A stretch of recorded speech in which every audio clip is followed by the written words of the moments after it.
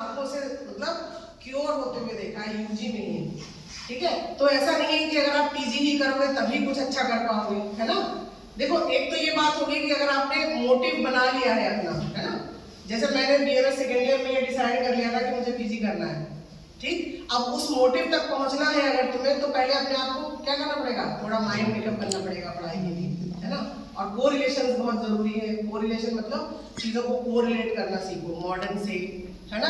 और मॉडर्न से जितना ज्यादा आप कोरिलेट करके पढ़ोगे उतना ज्यादा क्या है, किसी लेमैन को समझा सकते हो। जैसे हम सब तो यहाँ डॉक्टर्स हैं, है ना, तुम हमारे स्टूडेंट हो, तो हमें बात करने में दिक्कत नहीं आएगी। लेकिन अभी कोई झाड़ू पोछा लगाने वाली आंटी आ जाए और उनके हाथ में दर्द हो सीवियर और तुम कहोगे आंटी खून निकालना पड़ेगा, तो वो तो डर जाएंगी ना, हो सकता है भाग भी जाए। शिरावेद एक प्रोसेस होती है, उसमें थोड़ा सा ब्लड निकालना पड़ता है डेली के बेसिक पे, है ना।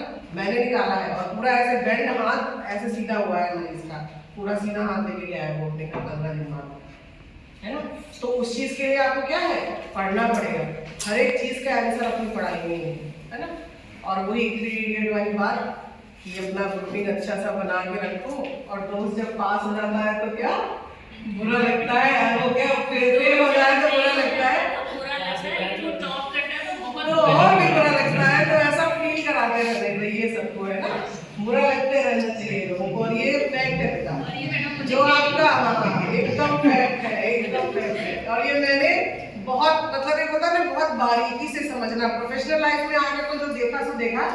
यूजी में मतलब मैं नाम नहीं बताऊंगी, 3 महीने बाद पेपर है और मुझे आके बोला जा रहा है कि अब तो पेपर है ही नहीं। और मेरा क्योंकि मेरी लव मैरिज है बेटा, तो हमारा ये था कि इंटर्नशिप खत्म होते होते शादी कर लेनी है। तो मेरे दिमाग में चूड़ी कंगन बिंदी चल रहा है, 3 महीने बाद पेपर है। और उस जो मेरी फ्रेंड है उसकी रूममेट भी मेरी फ्रेंड है, वो आके मुझे बता रही है कि सुमन पढ़ ले वरना फेल हो जाएगी।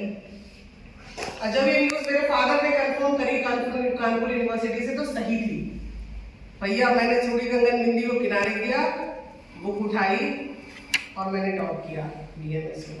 और जो बंदी ये कह रही थी कि कुछ नहीं हो रहा है, वो मेरे को फोन करके बोल रही है कि अगर सुमन तुमने पढ़ा नहीं है तो तू फेल हो जाएगी, मतलब अगर तुमने अच्छा नहीं लिखा है तो तू फेल हो जाएगी। मैं घर पे थी और मैं बहुत मतलब एक होता है ना बीएमएस में थोड़ा डरे रहते हैं बेटा, हम कितनी भी मेहनत कर ले एक डर रहता है। मैंने बोला उस बंदी को, मैंने कहा मैं लेके आई हूँ, किसी के पापा जी भी मेरे फेल नहीं कर सकते मुझे, जिसको जितना दम लगाना है लगा ले। मैं लिख के आई हूँ कॉपी में और जो मैंने लिखा है, और ये बात सही है बेटा, अगर आपने लिखा है तो हमारे जैसा कोई भी टीचर अगर तुम्हारी कॉपी चेक करेगा, हमारा पहला इंटेंशन ये होता है कि हमारा बच्चा पास हो। सही बता रही हूँ, भले उसमें नाम लिखा ना हो, भले उसमें कास्ट लिखी ना हो, कोई मैटर नहीं करता है, कोई मैटर नहीं करता है। सही बता रही हूँ, किसी भी चीज का कोई फर्क नहीं है लाइफ में। अगर आपने लिखा है तो आपको मार्क्स मिलेंगे। और दुनिया का कोई भी ऐसा टीचर नहीं है जिसको फेल करने में मजा आ रहा हो। अब मैं आई हूँ ना उस कंडीशन में, तो अब मैं इस चीज को अच्छे से समझ पा रही हूँ। पहले तो शायद मैं बोल देती, यहाँ ज्वाइन होने से पहले शायद मैं ये बोल देती कि नहीं बेटा कोई फर्क नहीं पड़ता, बट नहीं, हम सब यही चाहते हैं कि हमारे बच्चे आगे बढ़े। तो ऑब्वियस सी बात है, जब हम जिनकी कॉपियां चेक करेंगे वो भी तो किसी ना किसी का स्टूडेंट तो होगा ही ना, है ना। तो अपने ऊपर इतना कॉन्फिडेंस होना चाहिए कि मैं लिख के आया हूँ और वही अगेन किसी का पापा जी भी फेल नहीं कर सकता मुझे। ये गट फीलिंग अपने अंदर आप में होनी चाहिए, और वो तभी होगी बेटा जब आपने अच्छे से पढ़ा होगा, नहीं तो डरते रहोगे। और डरना नहीं है, लाइफ का एक फंडा है, किसी से डरना नहीं है। डराने वाले बहुत हैं, तुम्हारी राह काटने वाले बहुत हैं। देखो मेरा एक्सपीरियंस यही कहता है बेटा, अगर निडर होके, मुझे अभी भी याद है बीएमएस में मतलब एक ये कैसी बात है, मैं क्या बोलूँ आपको, चरक पढ़ने के लिए जिन सर से मैं पढ़ती थी ना, वो मुझे देख के छुप जाते थे, पता है कि सुमन आ रही है, मुझे छुपा दो कहीं, इतने क्वेश्चन पूछती है कि मेरे पास उसका कोई आंसर ही नहीं होता है। और आज के टाइम पे मैं सच बोल रही हूँ, चरक मेरे लिए ग्रंथ है। मतलब जैसे तुम लोग रामायण गीता पढ़ते हो ना, मेरे लिए चरक वैसी है। कोई कह दे स्वस्थ व्रत ब्रांच है, नहीं पढ़ना है, ये वो नहीं, मैं गोली मार दूंगी उस बंदे को जिसने बोल दिया तो, ठीक है। क्योंकि वो जो 1.5 घंटे वाला कॉन्सेप्ट है ना कि आपको 1.5 घंटा चरक डेली पढ़नी ही पढ़नी है, वो अभी छूटा है मेरा। जब से मैंने हम लोग का एग्जाम क्लियर किया है उसके बाद से मैंने नहीं पढ़ा है। लेकिन तुम अभी वो आभट तो मान सकते हो, तुम्हारे यहाँ अष्टांग हृदय, तुम लोग अष्टांग हृदय पढ़ रहे हो, 1 घंटा डेली, तुम्हें कुछ नहीं समझ आ रहा है फिर भी पढ़ो। सही बता रही हूँ, 100 बार भी अगर तुम किसी बिना चीज समझी हुई चीज को पढ़ोगे ना, वो 101 की बार आपको समझ आ जाएगी। ऐसा रिसर्चेस बोलते हैं, मैं नहीं बोलती। और मैंने वो चीज़ अपनी लाइफ से सीखी है बेटा। और सबसे सीखिए, अपने टीचरों से सीखिए, हम तो हैं ही तुम्हारे लिए, आपस में भी सीखो। हर बंदे के अंदर एक अच्छी चीज़ और एक बुरी चीज़ होती है।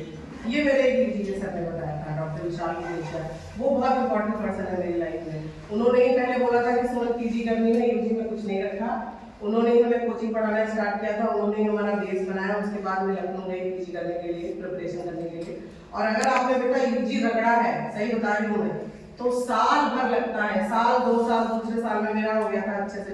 पहले साल में मैंने छोड़ दिया था, लेकिन दूसरे साल में हो गया, है ना। तो ये मैटर नहीं करता। हमारे साथ प्राइवेट कॉलेज के भी बच्चे थे बेटा, है ना। तो ये कोई जरूरी नहीं है कि गवर्नमेंट कॉलेज से ही यूजी करिए तभी आप कुछ अच्छा कर सकते हो, नहीं, उसके लिए कोई बैरियर नहीं है। वही संहिता आप पढ़ते हो, वही संहिता वो बच्चे पढ़ते हैं।